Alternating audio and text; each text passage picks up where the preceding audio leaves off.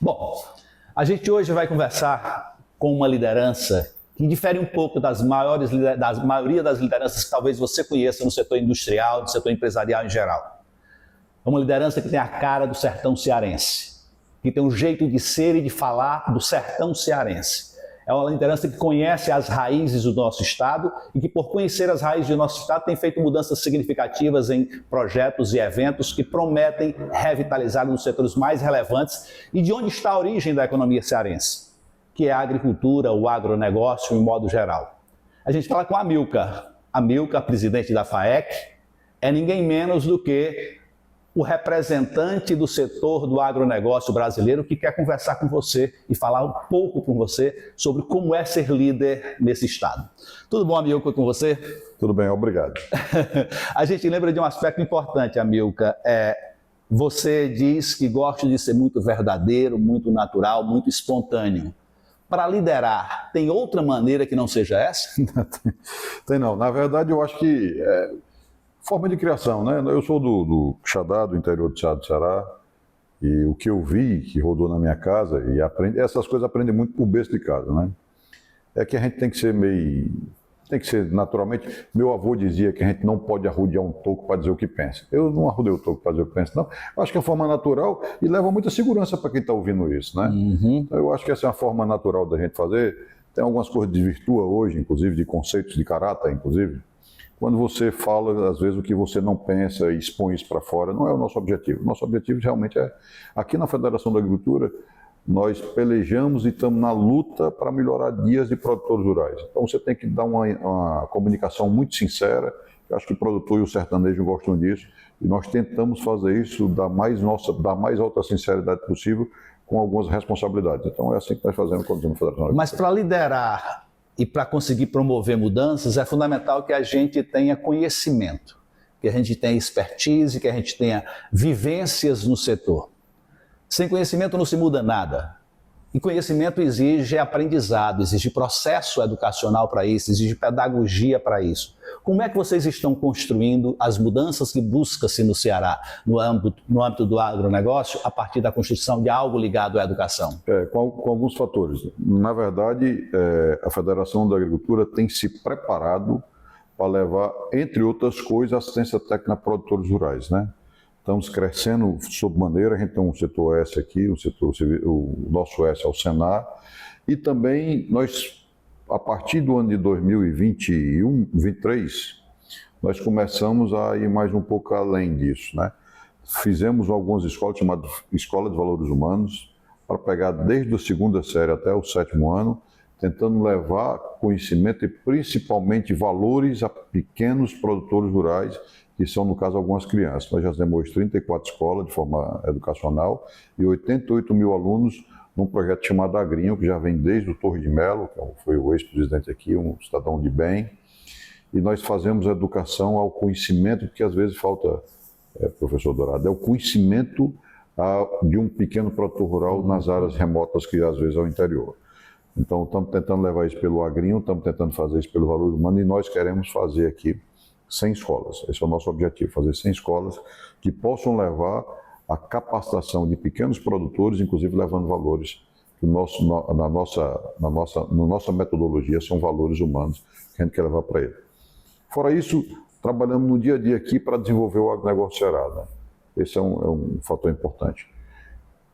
A assistência técnica eleva, acima de tudo, a capacidade de transformar o produtor rural para as novas tecnologias. Isso é importante que seja dito, porque hoje em dia, com o advento da tecnologia que nós temos hoje aí, a tecnologia não é só um computador, não é só um telefone, não é só robôs, mas também a condição tecnológica no seu plantio. Ao que o meu avô plantava, hoje é impossível de fazer.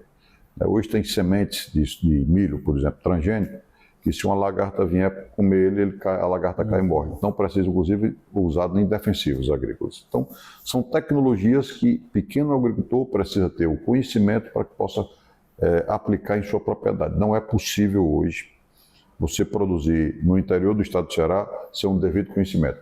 A Federação da Agricultura, pelo Senar, com 270 técnicos que nós temos hoje, leva isso ao homem do campo. Isso é importante.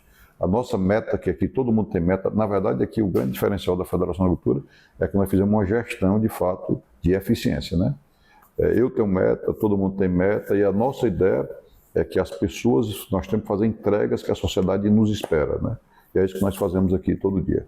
Levar tecnologia, levar condição para o pequeno produtor se manter no campo, porque nós convivemos com um número que não nos agrada, que é a pobreza nas áreas rurais. 66% da pobreza das áreas rurais, do Ceará, estão nas áreas rurais. Isso é muito ruim para nós. Eu percebo uma coisa interessante.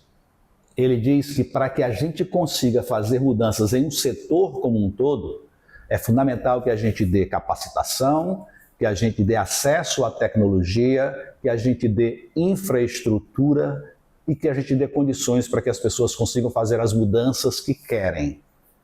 Mas como fazer isso em um ambiente tão diverso como a gente tem aqui no Ceará, onde tem setores tão diferentes como o setor industrial, como o agronegócio, como os serviços, como a tecnologia em si, como as energias, uma série de fatores. O que você consegue fazer para integrar todas essas pessoas dentro de um propósito comum? Na verdade, aqui no passado, as relações, talvez, não sei porquê, também não pouco interessa, não eram tão interligadas como são interligadas hoje, né? Os conceitos ou talvez os objetivos fossem um pouco mais distintos. O que aconteceu de fato aqui, professor Dourado, é o seguinte, o Ceará. O desenvolvimento do Ceará, ele interliga e transpassa todos.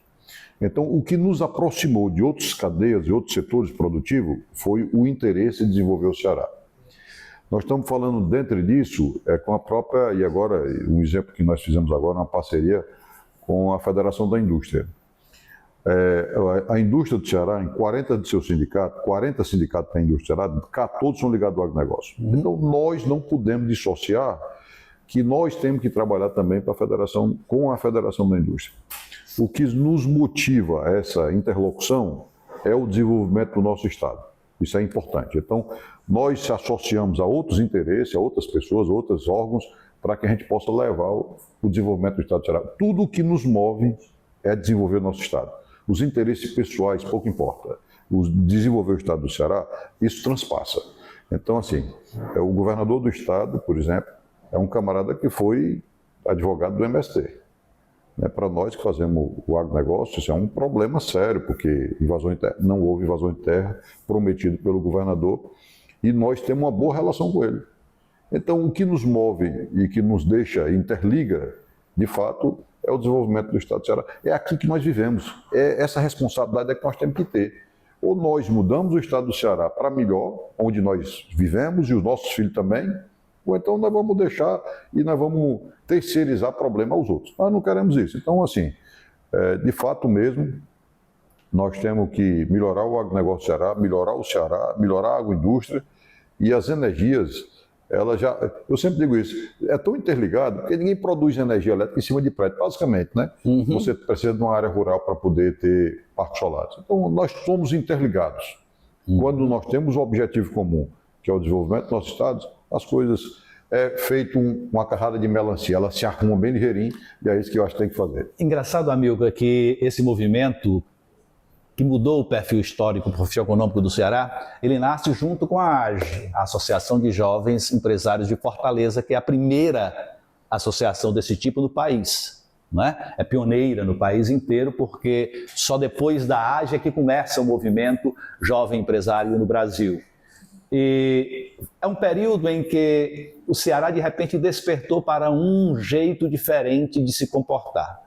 Nós passamos a ter o papel do Estado sendo desenvolvido a partir dos interesses também do papel da iniciativa privada, também da sociedade, também do setor acadêmico. Então, passou dos meados dos anos 80 para cá, a gente passou a ter um novo jeito de se comportar.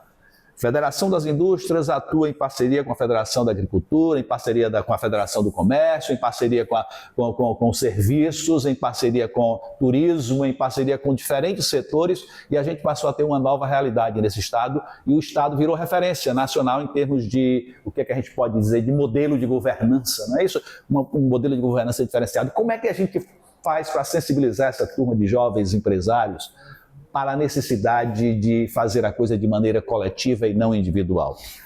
Na verdade, eu acompanho o trabalho da AGE há muitos anos, né? É um bom exemplo para todos, inclusive para os produtores rurais e empreendedores rurais, né? Ser empreendedor, empresário no Brasil não é fácil, rural então é mais difícil ainda. No estado do Ceará, então não é fácil. Ter associações como a AGE, que já está com 35 anos, e um bom exemplo disso para o Ceará, que tem aí coordenadores como foi Carlos Matos, Bruno Girão, dentre outros, são bons exemplos que possam, bons exemplos, ser seguidos e que novos produtores rurais, que empreendedores rurais, façam parte da associação como a AGE e que ela colabore para o desenvolvimento, inclusive, desses empreendedores que são empresários rurais. E a juventude hoje, eu acho que ela tem uma forma, inclusive, de ver as coisas diferentes, né? Recentemente eu estive em Londres, professor Dourado, e vi uma coisa que me espantou muito. O pessoal da Imperial College, uma universidade que tem lá, dizia o seguinte, que daqui a 5 anos, 60% das profissões que tem hoje vão desaparecer. Eu realmente acredito, né? As tecnologias são muito avançadas, né? Hoje em dia, eu tive uma propriedade rural aqui no Piauí, o camarada estava fazendo conta de 2 centímetros em 1 hectare, porque são tratores direcionados por GPS, e o camarada fazia 2 centímetros é nada quando você fala num hectare, que são 10 mil metros quadrados. Então, assim, as tecnologias hoje avançadas, como a utilização de drones, né, plantas transgênicas, eu acho que essa juventude ela tem mais facilidade de assimilar isso como uma forma de colaborar com os homens do campo. Então, eu, sinceramente, acho que esse momento e essa transformação que aconteceu da década de 90, vamos dizer, da década de 90 para cá, ela facilita a sua utilização para essa nova juventude, né? Você vê uma utilização hoje de aplicativos, assim, não dá mais para seu negócio não sair de um telefone, não dá mais para não usar tecnologia, e essas coisas vão avançar rapidamente, né? Eu acredito que a juventude e o empreendedor jovem, e nós temos uma dificuldade no campo muito grande, professor, que é a formação e a nova geração que vem por aí. É um negócio impressionante que nós temos que ter condição de deixar o homem no campo. Na verdade, existem alguns ciclos econômicos que aconteceu no estado do Ceará, e eu observo muito isso, e que foi deixado de lado, e acho que faltou políticas públicas, inclusive, para desenvolvimento do agronegócio no interior do estado do Ceará. Quando eu falo agronegócio, para nós o agronegócio não é simplesmente a agricultura, é o negócio que gira em torno do agronegócio, que a maioria... Toda a cadeia de valor do agronegócio. Toda a cadeia de valor, que representa 25% do PIB do estado do Ceará.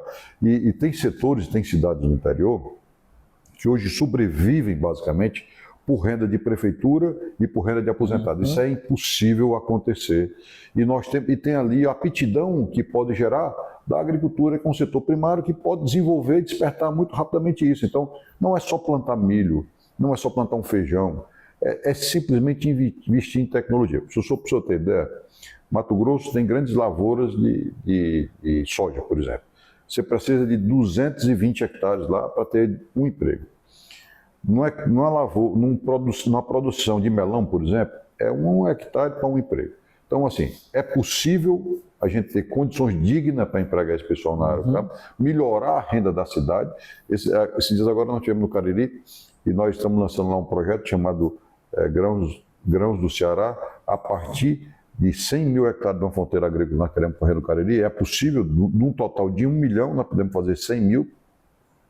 E nas nossas contas aqui na Federação da Agricultura, se a gente fizer uma lavoura de 100 mil hectares no Cariri, nós vamos colocar mais renda no Cariri do que toda a arrecadação das prefeituras juntas. Olha que negócio impactante, né? Então, quando o governador assumiu, eu até disse uma coisa para ele e pedi a ele para ele fazer isso. Governador, rapaz, vá numa região produtora do agronegócio, em Mato Grosso, por exemplo, Sorriso, Nova Mutum, ou qualquer outra cidade, pega lá qualquer outra cidade, vá lá, e depois vai o Lucas do Rio Verde, e depois vai em São José dos Campos. Compare o desenvolvimento dessas 2 cidades. Quando eu falo de desenvolvimento, eu falo de melhoria de vida, de qualidade de vida, de DH, não é simplesmente de renda per capita, não. É todo um setor que pode fazer isso. É impressionante. Você sabe por quê, professor? Porque se o senhor quiser ter 1 hectare de soja, o senhor pode ter. Se o senhor quiser ter 1 milhão de hectares de soja, o senhor pode ter. A tecnologia é quase igual. Talvez o senhor não tenha uns equipamentos de um cara que produz 1 milhão, mas o senhor pode comprar uma semente de um camarada, mesma semente, e são tecnologias que já é dominada. Mas o senhor não pode ter uma siderúrgica, como tem a siderúrgica do Porto Fechem, que custou 25 bilhões de reais. Muito dinheiro. Então, o agronegócio ele é democrático. Você pode ter uma lavoura de soja de 100 mil hectares, de 10 hectares. Você pode ter. Então, esse é o grande negócio do agronegócio. Você pode ter muito, pode ter o grande, pode ter o pequeno. E nós, às vezes, somos descriminalizados demais. Quando você divide, às vezes, e fizeram isso com políticas públicas, a agricultura familiar da agricultura empresarial, isso é um erro clássico que, para nós, a agricultura ele não tem tamanho. Você já viu uma secretaria ou ministério do pequena indústria? É indústria. Então, assim, para nós, por que ter essa divisão do pequeno? Parece que a gente não pode levar tecnologia para um cara que planta pouco. Pelo contrário, nós temos que ajudar os pequenos, porque os pequenos de hoje serão o médio de amanhã e o grande futuro. Essa é a nossa primeira questão aqui. Você foi jovem empresário. Você é um cara jovem, mas você foi jovem empresário. Você iniciou muito cedo a sua vida no trabalho, né? E você enfrentou uma série de dificuldades para se estabelecer, para se afirmar como empresário e ser respeitado como tal. O que é que ficou do jovem empresário que o Amilcar foi, que serve de exemplo para o jovem empresário de hoje? Você sabe que eu, assim, na minha avaliação, assim, muito friamente, tem duas coisas que você precisa ter como empreendedor, né? Desde novo, e a maturidade, eu também já tenho uns 52 anos, já sou mais jovem assim, já estou meio... Creme de Rus Matuto lá do Xadá, lá tem um local que vai para o cemitério, e tem um senhor lá que é Pedro Cândido, descendo a ladeira do Pedro Cândido, eu já estou mais para lá do que para cá, com 50 anos de idade, mas eu acho que tem duas coisas importantes, né? O conhecimento é um negócio que não é adquirido, ele precisa ser conquistado dia a dia. E construído no dia a dia. Construído. Né? E nós temos que ter conhecimento de estudarmos o nosso negócio, porque ele muda muito rapidamente e precisa ter muito foco. Agora, determinação é quem determina o sucesso ou não de uma pessoa. Eu acho que todo empreendedor ele precisa ser determinado, porque os momentos de crise vão aparecer e vão acontecer, mas a determinação ele vai fazer muita diferença. Então, se eu pudesse dar um conselho a um jovem empreendedor, adquira sempre conhecimento e seja sempre determinado, porque a adversidade ela vai acontecer, mas não existe sucesso sem muito trabalho e a determinação ela faz a diferença. Mas o sucesso não é fruto do trabalho de um só. É sempre do resultado de um conjunto. É verdade. Né? Então, é preciso criar uma conjuntura ao redor de você para que você consiga isso. Como é que o Amilcar fez para construir essa conjuntura em torno dele, ou seja, criar uma ambiência favorável ao desenvolvimento do seu negócio? Na verdade, aqui na Federação da Agricultura, quando nós chegamos, nós estamos na federação dividida, né? Então, o que nós procuramos fazer aqui, primeiro não foi fácil convencer a todos que, às vezes, as loucuras que a gente faz, porque tinha hora que a gente fazia coisa que nem eu pensava, será que nós vamos conseguir? Mas nós vamos ter determinado. Convencer as pessoas que nós temos que agir em grupos, aqui nós agimos em grupo. Eu acho que o nosso grande segredo aqui na federação, para a gente estar tentando fazer a mudança aqui no estado do Ceará, foi a nossa união. Eu acho que nós temos que nos unirmos aqui no estado do Ceará, parcerias é um negócio importante, mas a união a um propósito, que foi o que nós fizemos aqui, e nós não viemos aqui para ser simplesmente a Federação da Agricultura. Não nos interessa ser só a Federação da Agricultura. Nós viemos aqui e estamos construindo aqui a mudança de conceitos do agronegócio do Ceará. Então, nós estamos procurando... O nosso projeto hoje, professor, ela transpassa a Federação da Agricultura.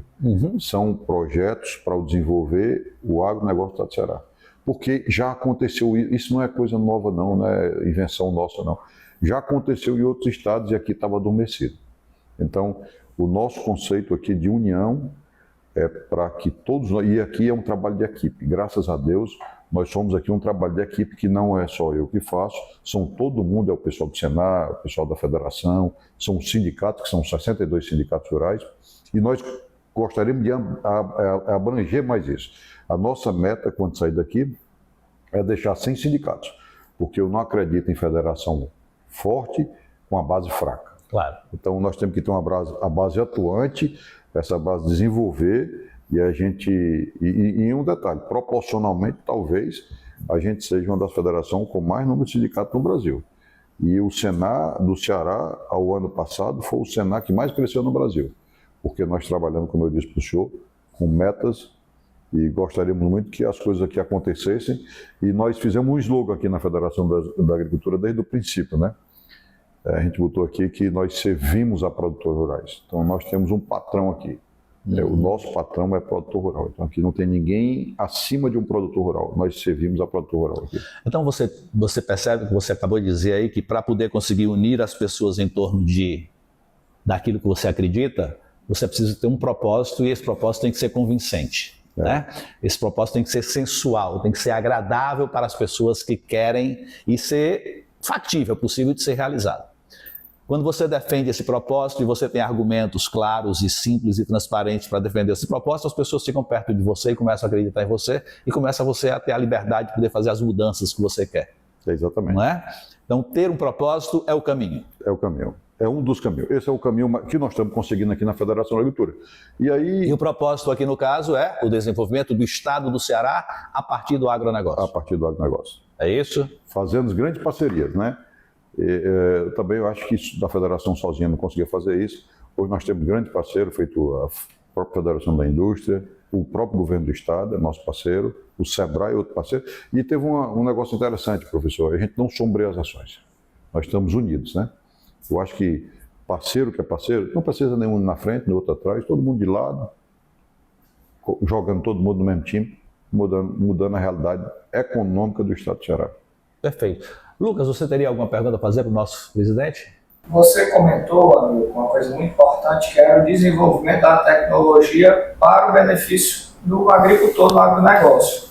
E aí um outro fator que também eu vejo, que é importante para o Estado do Ceará, é também o desenvolvimento na parte da energia. Você vê hoje o agronegócio sendo muito embarcado de tecnologia, mas tudo isso requer energia, requer atenção.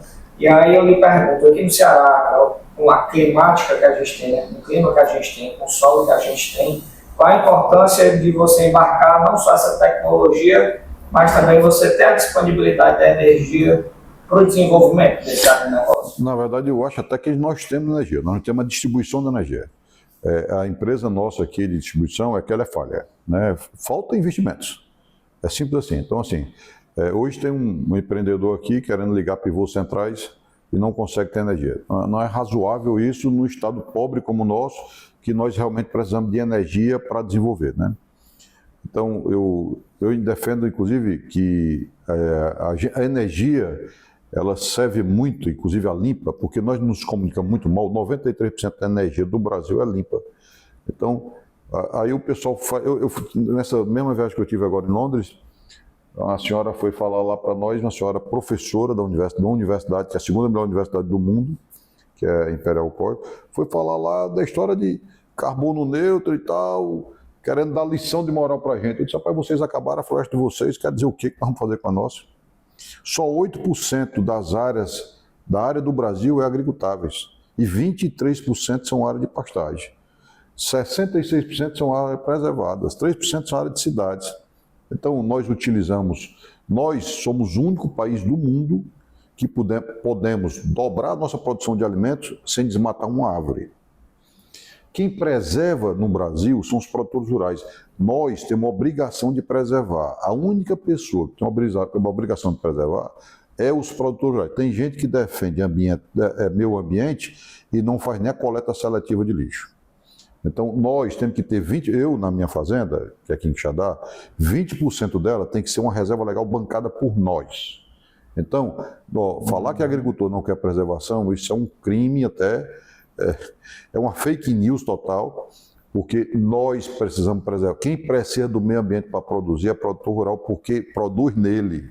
Então, utilização melhor dos recursos hídricos tem que ser uma prerrogativa de um produtor rural. E eu aqui, contra o contexto do passado, eu defendo que produtor rural pague água, porque você tem que preservar. Agora, não é razoável a empresa, por exemplo, aqui de distribuição de água, desperdiçar 45,18% da água que recebe. Não é razoável. Nós estamos no único estado do Nordeste que não tem rios perenes.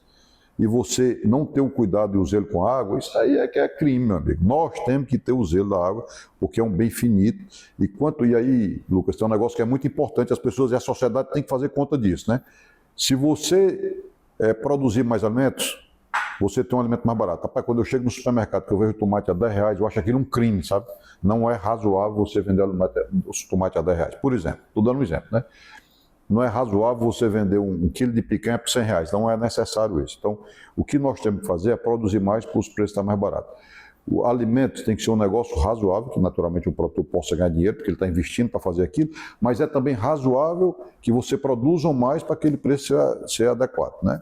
Então, quem controla os alimentos no Brasil, fora alguns grandes nichos de empresa grande, como a JBS, na sua grande maioria, e o Ceará tem 8% da tomate no Brasil, você precisa ter mais alimentos para equilibrar esse preço e chegar acessível à mesa do supermercado, à mesa do consumidor final. Então, é isso que nós defendemos realmente. Isso aí é um negócio importante, porque às vezes, quando você... O que é que adianta você pegar, dar um Bolsa Família de R$600 e os alimentos passar... Os mesmos alimentos que no passado eram R$200, está R$500 hoje. Não vai adiantar de nada. Então, o alimento tem que ser um negócio acessível, justo, para a mesa de todo mundo, porque realmente conviver com fome não é o negócio adequado. Então, respondendo, não sei se eu respondi sua pergunta ou botando outras perguntas pelo meio, eu acho que eu defendo, inclusive, que a transição energética que falam muito de hidrogênio verde deveria ser a primeira energia limpa para você poder vender produto limpo. Por exemplo, alumínio, 64% da composição do alumínio é energia. Por que nós não podemos vender alumínio verde? O consumidor europeu, principalmente agora, quer comprar produto verde. Por que não produto que pode ser fabricado aqui? Falar isso até é meio complicado para mim, mas como eu sou transparente, eu falo. Você exportar soja nem é razoável. É a segunda, era a primeira, virou a segunda maior exportação do Brasil. Eu estou exportando soja, sabe para quê? Para o chinês fazer ração para o suíno dele. Por que eu não faço aqui? Agrego valor aqui. Essa falta de planejamento tem no Brasil, sabe? E é o que nós estamos tentando combater aqui no Ceará, de fazer o planejamento. Por exemplo, só para você ter ideia, os números, né? Aqui nós temos 14 perímetros irrigados. Perímetros irrigados são um local onde tem estrutura hídrica para poder fazer irrigação, que é um negócio muito importante. Só funciona 4. Desses 4, que são 54 mil, só funciona 15 mil. Se eu pegasse esses perímetros irrigados, só os 4, e botasse para funcionar em sua plenitude, aumentava em 29% o PIB do Ceará. E os caras não deixam a gente ir lá. Eu estou tentando, há 2 anos, a Federação da Agricultura, ir aqui no perímetro e fazer disso um bom exemplo. E fui para uma reunião aqui do DENOX, que é um órgão que o nome já diz assim, Departamento Nacional de Obra contra a Seca. Ora, se a seca é um fator climático, então não é para ser contra ele, é para conviver, né? Mas os caras aqui são contra. E aí eu já fui lá por algumas vezes pedindo para a gente gerir o perímetro, para fazer daqui um exemplo para o Brasil, e os caras não deixam. E o cara chegou para mim e disse, mas por que é que você quer fazer isso? Eu disse, meu amigo, você está aí há quantos anos? 29 anos. Você fez essa reunião? Não, então deixa eu tentar. O Brasil, por isso, que ser empreendedor aqui não é tarefa das mais fáceis. E jovem, esse é que tem que ter essa persistência que eu estou falando aqui, essa determinação. Então, existe oportunidade, mas para ser otimista, professor Dourado e Lucas, o Brasil é um país de oportunidades, né? Então, assim, se tem um local no mundo que alguém pode empreender e ter sucesso, saindo do zero, é o Brasil. Então, e nesse Brasil é o Ceará, por uma razão simples, nós somos o mais nordestino dos estados do Nordeste. Como você dizia há pouco, nós não temos os rios perenes que a Bahia tem, que o Pernambuco tem, que o Alagoas tem, nós não temos a água do subsolo que o Piauí tem, verdade. Nós somos secos, né? Mas, no entanto, a gente tem uma peça extremamente relevante dentro desse cenário que se chama o cearense. Né? O cearense é diferenciado. Eu concordo com o senhor, e digo mais, viu?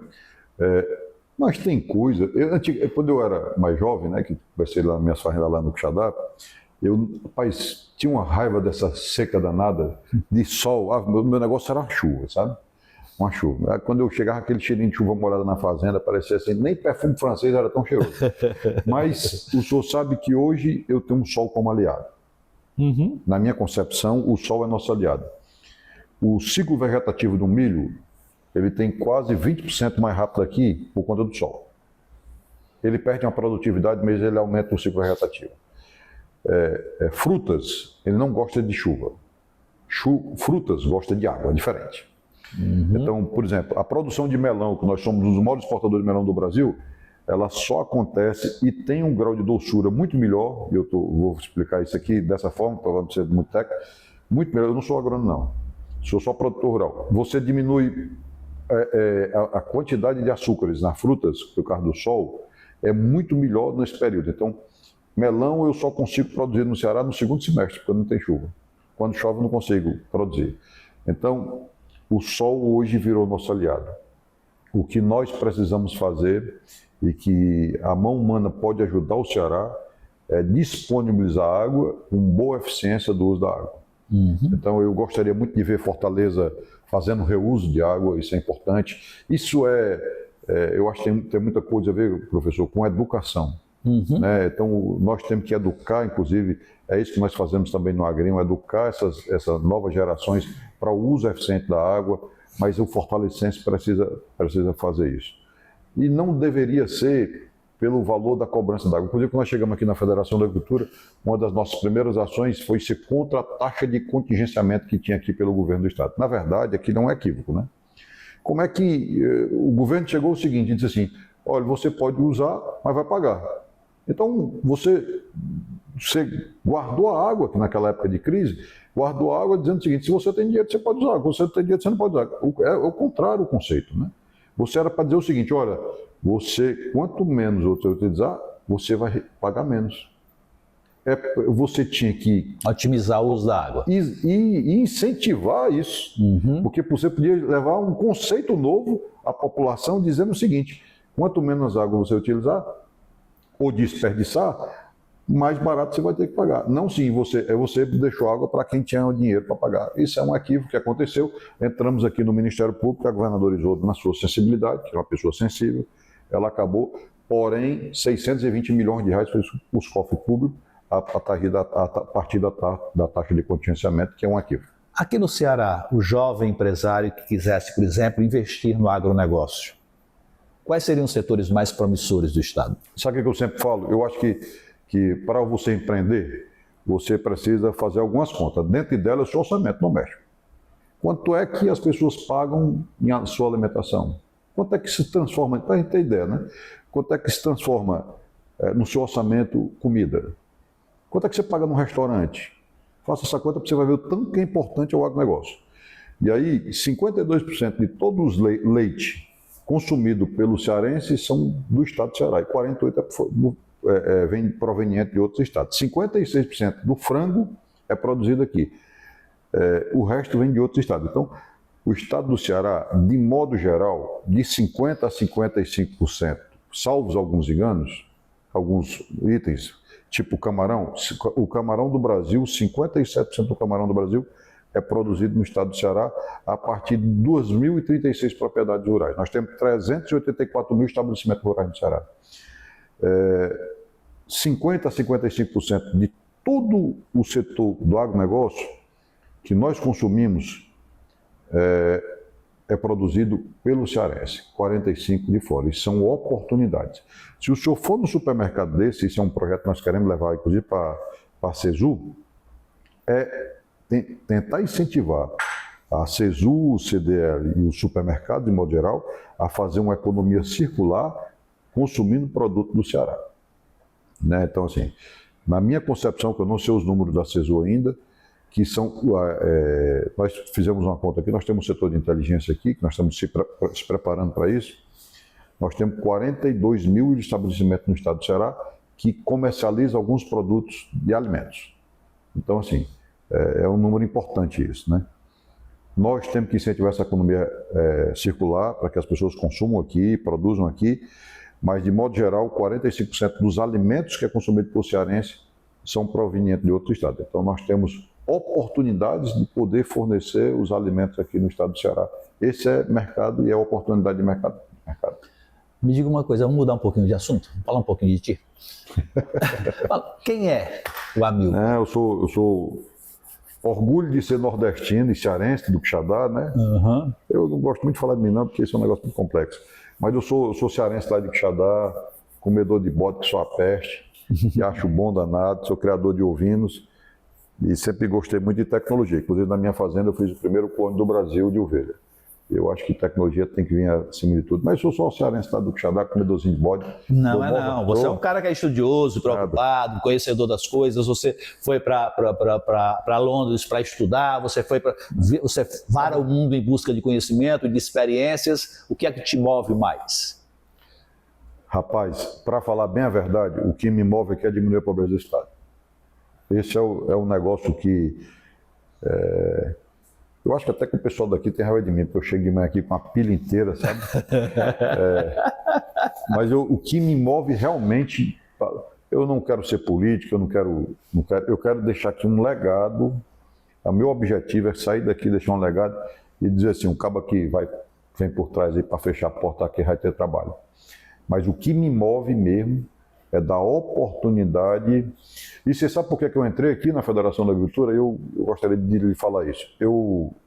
Nós temos uma propriedade rural em Baretama, que está com a nossa família. Meu pai era médico, né? Depois virou político e tal. Eu nem gosto muito de... Assim, eu gosto de política, mas não gostaria de ser político. Uhum. Meu pai era médico e comprou essa propriedade em 1978. 78 foi quando ele fez a casa, que ele inaugurou a casa. E eu tinha um avô que era produtor rural, e esse meu avô fez a casa, ele achando que era o melhor arquiteto do mundo, ele que desenhou a casa e fez, sabe, naquela época. Então, ele fez a instalação da casa toda de ferro, sabe, essa bichorra dá trabalho para a gente danar, para você ver a cabeça do meu avô. Achava que ferro era melhor que plástico, né? Nem é, mas ele achava. E é o único objeto que nós temos dele mesmo assim, propriamente dito, é essa casa que ele construiu. E quando foi alguns anos atrás, o Sem Terra acampou em frente à fazenda para desapropriar ela. E gerou uma luta para mim, para que essa fazenda não fosse desapropriada, porque ela era, na época, o conceito dela, ela era produtiva, porém o Sem Terra eles gostam de propriedades bem localizadas. E essa fazenda é em frente ao município. Ela tem um valor imobiliário muito grande. Então, naquele momento ali, eu me vi sozinho nessa luta de defender um legado de meu avô, que era essa propriedade, né? E aí eu resolvi entrar nos movimentos de associações, eu fui ser presidente de uma associação chamada Clube do Berro, depois criei a Câmara Setorial do Agronegócio, criamos a Câmara Setorial da Agricultura, depois eu virei quase o primeiro, porque foi o primeiro presidente da Câmara Setorial do Agronegócio Ceará, foi o Dr. Carlos Prado, que, chateado com o governador, e com razão, que é um cidadão de bem, Dr. Carlos Prado, é um grande guerreiro nosso, renunciou e eu tive que assumir, e aí foi que eu entrei, depois eu vim aqui para a Federação da Agricultura, fui ser presidente do Sindicato do Quixadá. Foi por uma luta. E tem uma coisa, professor Dourado, que a gente tem que distinguir, né? Lutar por brigar. Quem luta, luta pelo objetivo. E brigar, a gente que briga por qualquer coisa. A nossa luta aqui é para defender o produtor rural. Quais valores que movem o Amilcar? Rapaz, tem coisa que você pergunta, dá um aperto aí que não dá nem pra gente. É meu papel. Pois é. Rapaz, na Federação da Agricultura, que eu gostaria de falar só da Federação. A Federação da Agricultura é deixar, de fato, melhorar a vida do pessoal. Eu acho que... É que você não pode falar de nada sem falar de você. Não, rapaz. É que o que move você é você. Não, mas olha, entendeu? deixa eu falar. O que move você é você. O que move esses meninos que estão nos ouvindo aqui é exatamente eles. O que é que vai mover? Por exemplo, você é um cara cristão, você é um cara cristão, você está aqui cercado de imagens de santos que te animam a trabalhar. Então tem valores que te movem. Quais são os valores mais fortes para o Amilcar? Não, mas sinceramente eu não me fico nem confortável de falar de Amilcar, não. Porque é coisa de matuto, professor. Olha, matuto que tem... Você sabe que minha tradição de família é muito forte, né? O meu avô, o nome dele também era Amilcar, eu jamais sentaria numa mesa sem ele sentar primeiro, ou se ele se visse primeiro, ou sem camisa. Então, essas coisas que a gente leva para os nossos filhos, que tem que ter um respeito de tomar bênção. Hoje em dia, rapaz, nós perdemos tradições familiares, conceitos familiares, nós estamos perdendo isso. E eu realmente não acredito, apesar de eu ter uns 52 anos de idade, mas esse conceito familiar, ele é de gerações, de respeito ao próximo, é muito importante. Eu acho que essa é uma coisa que a gente tem que levar em nossas raízes. A formação de caráter é outro negócio importante. Mas o que me move aqui na Federação da Agricultura... Você percebeu que você conseguiu falar dos seus valores? Pois é, tá vendo? Você conseguiu falar. Você conseguiu falar exatamente dessa questão do respeito. Eu não gosto. Professor, eu vou dizer um negócio para você, para falar a verdade. Se eu soubesse que era... Eu nem sabia que nós íamos dar entrevista aqui desse jeito que eu falei, porque eu não gosto nem de dar entrevista, eu falo muito rapidamente, mas não gosto, para o cara tirar uma foto mesmo aparecendo no jornal, é uma dificuldade, porque eu não gosto mesmo de aparecer, porque eu acho o seguinte, que não importa muito a mim, sabe? Eu estou sempre honesto. Eu entendo perfeitamente, amigo, mas sabe o que é que acontece? É que a vida da gente só tem sentido se a gente deixar alguma coisa de marca da nossa passagem.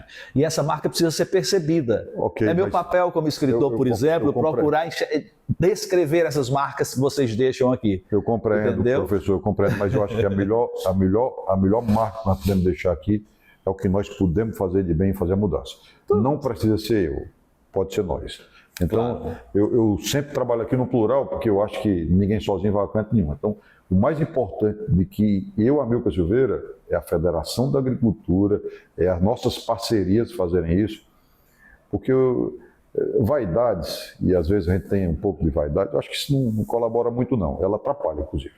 Então eu sou muito preocupado com isso, de vaidades pessoais, porque eu já vi alguns filmes atrás e vi coisas muito ruins para isso, né? Então, eu trabalho aqui no plural, com equipe forte, né? E tem alguns conceitos que às vezes que a gente luta aqui, por exemplo, teve um dia aqui na Federação que foi demitido algumas pessoas e houve aqui um clamor muito grande, sabe? Porque as pessoas não estavam habituadas às cobranças que deveriam fazer. E eu sempre disse isso depois, que o correto seria nós servirmos a produtores rurais. Aí começou, nós estamos tentando fazer uma cultura, e aí tem outra cultura que eu estou criando aqui também, que é engraçado. Tá? Aí, negado, estou começando a perceber agora, porque eu aprendi com meu avô também, que meu avô era um vai dar mão seguro, não gastar dinheiro com nada, vai miserável sua peste. E aí nós fizemos aqui uma cultura aqui de economizar dinheiro, sabe? Economizar dinheiro da Federação da Agricultura, para que a gente possa ter... Não existe ação sem dinheiro, né? E quando eu cheguei, só que economizava era eu era o cabo ruim da história todinha. Hoje eu acho que tem uma cultura já de todo mundo pichechar, pedir dinheiro. Virou uma cultura aqui já de tentar gastar menos. Isso é ótimo, né? Isso é ótimo. Porque está virando cultura, e cultura de trabalhar. Eu também chego aqui muito cedo, né? Eu chego aqui todo dia às 7 horas da manhã, procuro chegar às 7 horas da manhã, procuro sair às 7 horas da noite. Quero levar para o pessoal, porque eu quero ser o exemplo, pelo menos de, olha, chegue cedo, que eu tenho que chegar cedo. Eu não sei se eu sou Caxias demais, mas está dando certo. Está dando certo. Você percebeu uma coisa que é fundamental entender? Para poder conseguir liderar algum processo, né, a gente tem que juntar as pessoas em torno de um propósito comum. E para isso é preciso que a gente tenha empatia. A coisa que lhe caracteriza é exatamente isso, a sua empatia. Empatia não é essa história de se colocar no lugar dos outros, não, que ninguém se coloca no lugar de ninguém.